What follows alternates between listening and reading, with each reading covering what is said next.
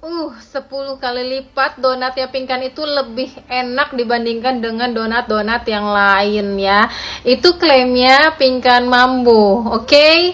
Dan sekarang gue ini mau ngebahas tentang food blogger yang nge-review donat-donatnya Kak Pingkan dengan mungkin review-review yang kurang bisa diterima oleh Kak Pingkannya sendiri ya. Sebenarnya tuh di sini sah-sah aja, apapun reviewnya harus diterima dengan baik oleh yang penjual, kalau menurut gua ya. Karena gimana pun, lu udah menyajikan suatu barang yang untuk dinikmati sama semua orang dengan harga yang menurut gua kurang worth it untuk dari kemasan, dari mungkin rasanya gitu ya. Mungkin menurut gua itu kurang worth it dengan harga yang segitu. Karena kenapa? Karena kita bandingin dengan donat-donat yang udah bertengkleng lama, yang udah ada nama ya, udah ada besar gitu.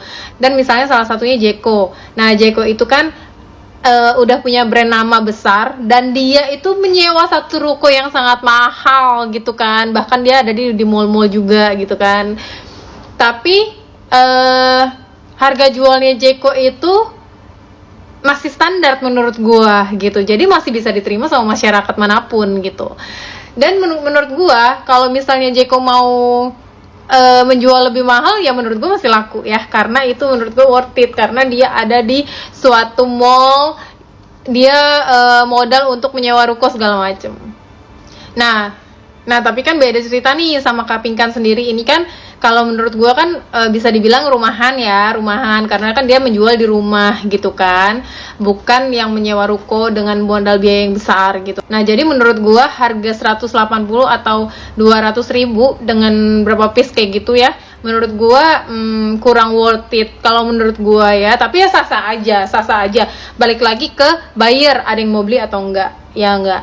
Nah cuman maksud gue di sini adalah kalau memang menurut si Kak Pingkan ini atau si artis manapun gitu ya yang mau menjual suatu produk dengan harga yang lumayan tapi kualitasnya mungkin biasa-biasa aja, alangkah baiknya untuk menerima saran dan kritik yang masuk, walaupun kritikan itu mungkin pedas buat dia gitu ya, mungkin akan pengaruh buruk ke depannya gitu, tapi alangkah baiknya untuk diterima.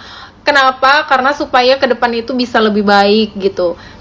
Dan kalau masalah harga di sini ya tadi gue bilang itu sah-sah aja, dia punya nama, dia mau menjual segitu ya bisa-bisa aja gitu ya. Cuman gue agak-agak kaget sama reaksinya Kak Pingkan ini dengan mengklaim katanya donatnya dia itu 10 kali lebih enak dibandingkan donat-donat yang lain. Dan di sini gue sangat-sangat nggak percaya dan sangat-sangat nggak setuju. Kenapa? Karena semua itu balik lagi selera ya guys ya.